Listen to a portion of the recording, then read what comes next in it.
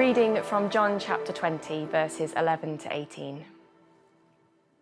Now Mary stood outside the tomb crying.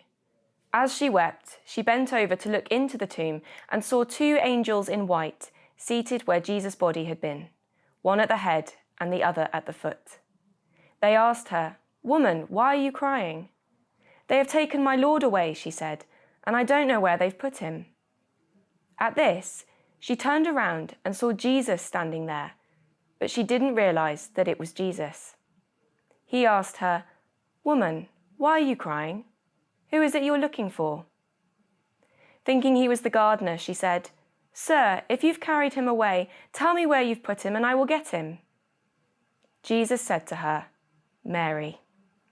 She turned towards him and cried out in Aramaic, "Rabboni," which means teacher. Jesus said, "Do not hold on to me, for I have not yet ascended to the Father. Go instead to my brothers and tell them, I am ascending to my Father and your Father, to my God and your God." Mary Magdalene went to the disciples with the news, "I have seen the Lord," and she told them that he had said these things to her. This is one of my favourite encounters with Jesus in the Bible. Mary is at her lowest point. Her Lord is dead and she's grieving. The situation couldn't get any worse. But then it does. She goes to look inside the tomb and finds that Jesus' body is missing. Now she's not only grieving, but she doesn't know where to go. Jesus is not there to grieve. How do we experience God in the lowest moments of our lives? I know for me, God has often felt absent. The rug is pulled out from under me, my prayers and pleadings die away, and I don't know what to say or where to go. My circumstances and my feelings consume me. I can't see how things will ever be different.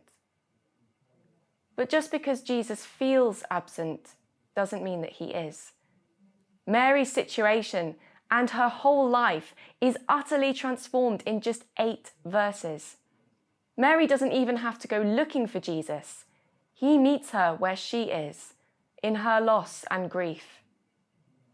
Jesus calls her name, and that's all she needs. Our persecuted church family know what it means to encounter Jesus in their most desperate circumstances and allow him to take them from a place of defeat to a place of unparalleled victory. As we ride the roller coaster of Easter, from the triumph of Palm Sunday to the betrayal of Maundy Thursday, the horror of Good Friday, the emptiness of Holy Saturday, and then finally the joy and victory of Easter Sunday, let's be open to God's presence with us in the highs and the lows. May we hear the risen Lord Jesus call our name and allow him to send us out to tell the world, "I have seen the Lord."